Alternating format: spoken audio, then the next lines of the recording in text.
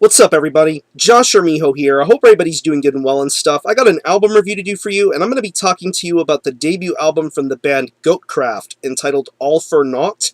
This is released on Forbidden Records.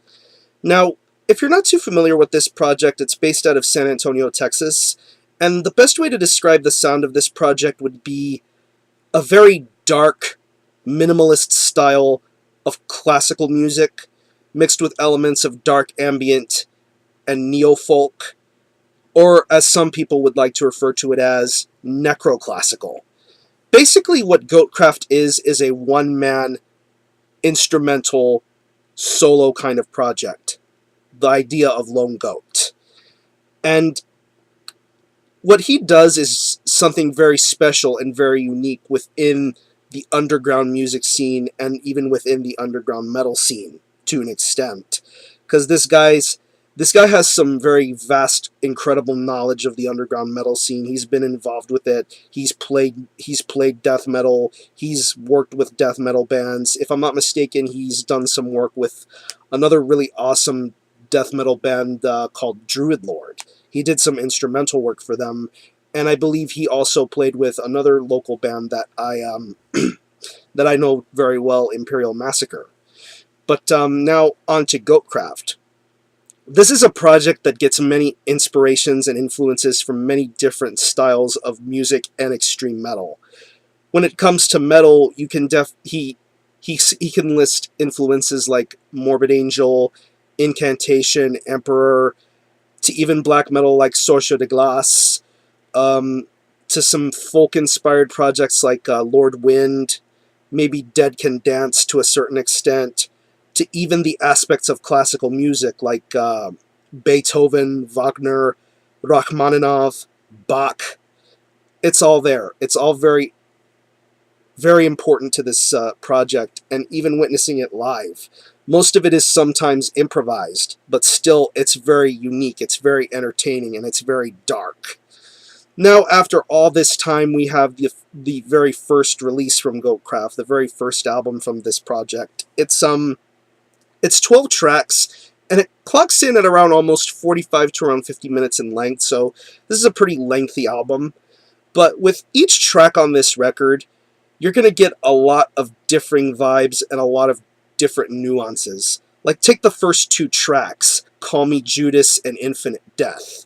Those two tracks, to me, complement each other very well, because they both have instances where it's very calming, very relaxing, and then as soon as the piano playing starts to get louder and more powerful, you definitely get that vibe and urge of fear. The atmospheres that surround you. It's almost as if you're in the settings of a 1920s or 1930s horror film. I mean, think of Nosferatu or Haxan or something like that. It definitely gives you that kind of vibe and feeling.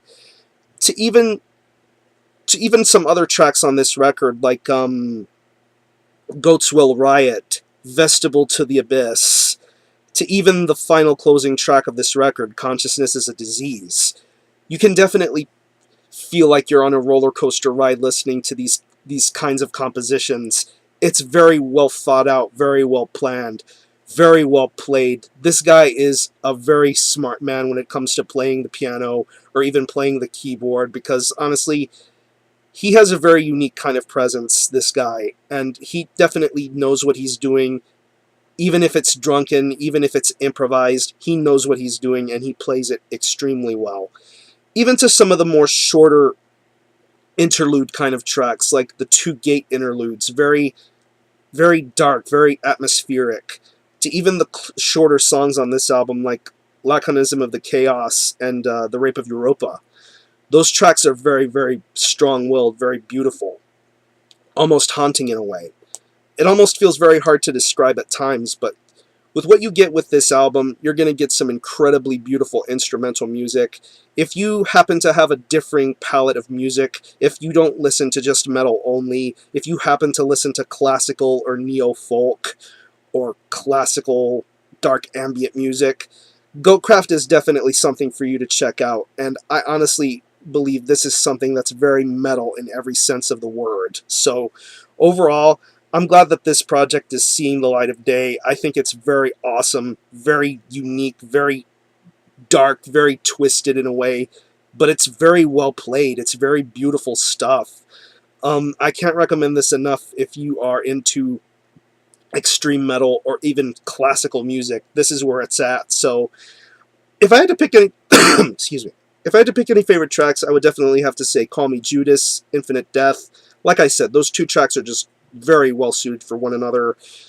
Goats Will Riot, Isolation Ripens, and like I said, the closing track, Consciousness is a Disease. Some incredible stuff. I'm going to leave you some links in the description box. I'm going to leave you a link to the Forbidden Records web store where you can order this. For what I understand, it is not going to be released until March the 20th, but you can pre-order it now for $6.66. Also to the Goatcraft YouTube channel where you can preview and listen to some songs and compositions that Goatcraft has made. It's very unique stuff, and I recommend this if you like classical or neo-folk or dark ambient or whatever. It rules. So, again, the album is All For Naught by Goatcraft. This is released on Forbidden Records. Check this out, and I'm going to give this an 8.5 out of 10. Awesome, awesome stuff. Support Goatcraft. I'm going to conclude this review. Thanks all for watching. Thanks for checking out my channel, and until next time, Army Ho out.